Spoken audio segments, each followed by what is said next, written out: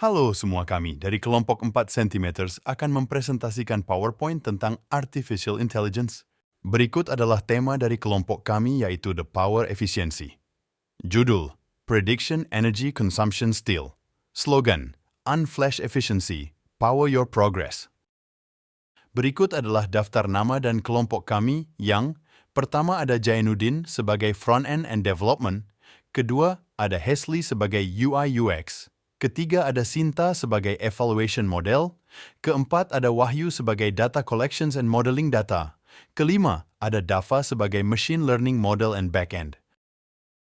Berikut ada konten dari presentasi kami hari ini, yaitu ada Our Theme, About Us, deskripsi proyek akhir, data, model, parameter utama. Terima kasih. Deskripsi proyek akhir, permasalahan industri baja memiliki tingkat konsumsi energi yang tinggi dan kompleksitas operasional yang besar, menyebabkan tingginya biaya energi dan emisi CO2 yang merugikan lingkungan. Solusi dari kami adalah dengan mengumpulkan data sensor dari peralatan industri baja dan menerapkan analisis data menggunakan algoritma machine learning, kami berupaya untuk mengoptimalkan efisiensi energi, mengurangi biaya energi, dan menurunkan emisi CO2 yang bertujuan mengoptimalkan efisiensi energi dalam industri baja, mengurangi biaya energi dan emisi CO2, meningkatkan keandalan sistem operasional. Selanjutnya ada data, sumber dan metode pengumpulan data. Yang pertama, sumber data yaitu data dikumpulkan dari sensor yang dipasang pada peralatan industri baja, termasuk data konsumsi energi, usage gauge, emisi CO2, faktor daya, dan data waktu. Kedua, metode pengumpulan data dikumpulkan secara otomatis menggunakan sensor industri dan disimpan dalam bentuk log secara real-time dalam sistem database terpusat.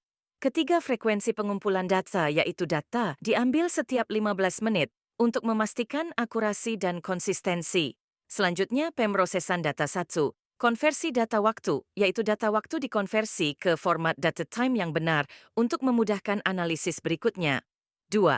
Ekstraksi fitur, yaitu fitur-fitur numerik seperti tahun, bulan, hari, jam, dan menit diekstraksi dari data waktu untuk digunakan dalam analisis.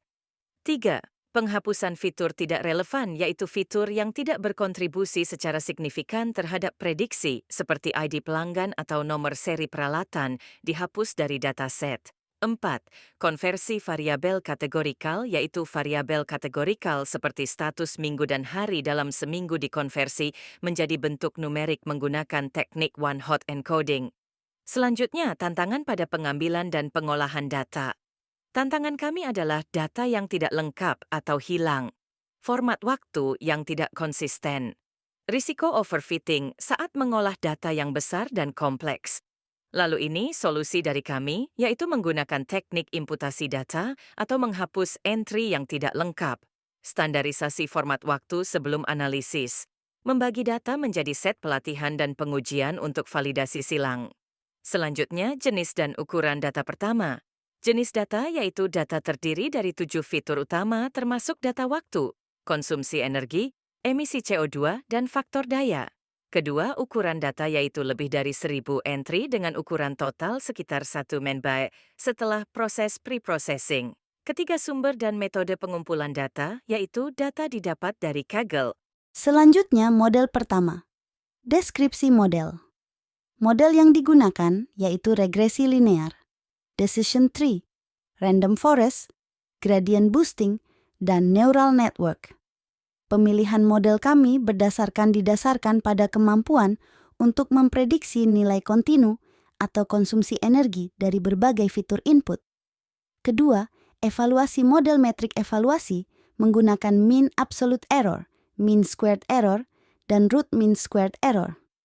Model terbaik, random forest dengan mean absolute error, yaitu sebesar 0.396, mean squared error yaitu sebesar 1.202, root mean squared error yaitu sebesar 1.96. Visualisasi performa model menggunakan grafik perbandingan error untuk setiap model. Ketiga tantangan, pengembangan dan evaluasi model AI tantangannya, yaitu overfitting pada model kompleks. Waktu komputasi yang tinggi. kesulitan dalam interpretasi hasil model neural network. Solusi dari kami yaitu regularisasi dan validasi silang untuk mengatasi overfitting. Penggunaan komputasi paralel dan optimasi kode untuk mengurangi waktu komputasi. Menggunakan model yang lebih interpretable untuk analisis awal. Selanjutnya, parameter utama dan pengoptimalan parameter utama yang kami gunakan, regresi linear berisi koefisien, slope, dan intercept, decision tree berisi depth, mean samples dan split, random forest berisi n estimators, max features, gradient boosting berisi learning rate, n estimators, neural network berisi hidden layer sizes, activation function. Kemudian pengoptimalan parameter yang kami usahakan, yaitu dengan proses tuning parameter, menggunakan teknik grid search dan cross-validation, untuk mencari kombinasi parameter terbaik yang meminimalkan error prediksi. Terima kasih telah bergabung dalam diskusi kita hari ini tentang Artificial Intelligence efisiensi energi.